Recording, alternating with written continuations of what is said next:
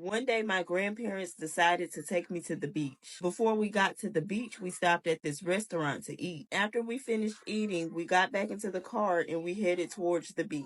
After driving 20 minutes away from the restaurant, my grandmother just remembered that she left her glasses sitting on the table. She turned to my grandfather and she said, "We got to go back to the restaurant because I think I left my glasses on the table." Now, my grandfather got angry. He said, "Now I don't believe this. You're a silly old woman. You'll forget your head one day." Even though my grandfather was complaining, he still turned the car around and started heading towards the restaurant. All the way there, he is grumpy and he's still saying mean things under his breath. Like, your memory is getting really bad. Because of you, we won't make it to the beach in time to see the sunset. I mean, he stayed on my grandmother's tail. He didn't let up until we made it back to the restaurant. When we got to the restaurant, my grandmother gets out the car and she runs inside to get her glasses. Before she made it to the front door, my grandfather starts yelling out the window. He said, "You might as well get my hat too, because I left it in the seat I was sitting in."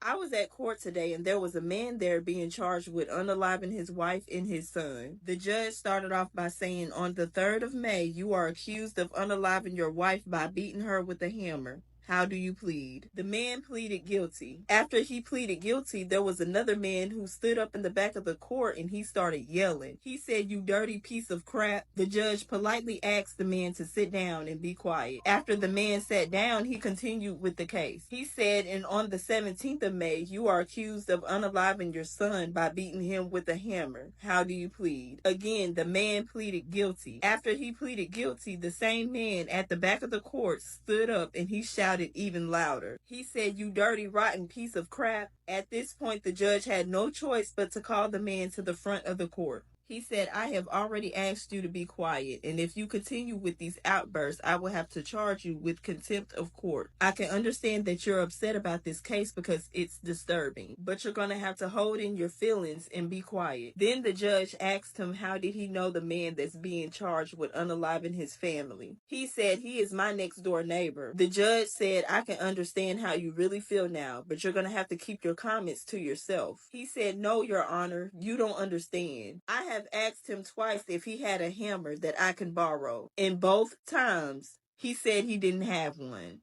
One day, my grandmother had got arrested for shoplifting. The arresting officer said she gave everybody a hard time, especially the store manager and the security guard. Well, when the day came for her to finally appear before the judge, me and my grandfather came to court to support my grandmother. The judge asked my grandmother what she had stolen from the store. My grandmother said she just stole a stupid can of peaches. Then the judge asked her why did she do it. My grandmother said she was hungry and she forgot to bring cash to the store.